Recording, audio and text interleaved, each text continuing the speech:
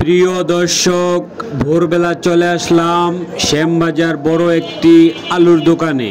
আজ আমরা জানবো এই দোকানে কত টাকা করে আলু বিক্রি করা হচ্ছে।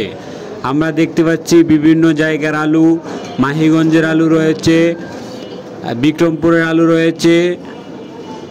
এখন দেখব কোন আলুর কীরকম দাম। কোলেস্টেরলের আলু রয়েছে এবং কৃষকের গোলার আলু রয়েছে। কোলেস্টেরলের আলুর দাম বেশি থাকে, গোলার আলুর দাম কম থাকে। কোলেস্টেরলের আলু আজ বিক্রি হচ্ছে 16 টাকা 17 টাকা করে। আমরা যে আলুগুলো দেখতেছি এগুলো হলো কোলেস্টেরলের আলু। আর কৃষকের ঘরে যেসব আলু রাখা হয় সেগুলাকে গোলার আলু বলা হয়। সেই গোলার আলুগুলা বিক্রি হচ্ছে 12 টাকা 13 টাকা দরে। এই যে ঘরের লোকেরা আলুর উপরে মার্কা দিতেছে। এক বস্তা আলু 60 কেজি 65 কেজি হয়ে থাকে।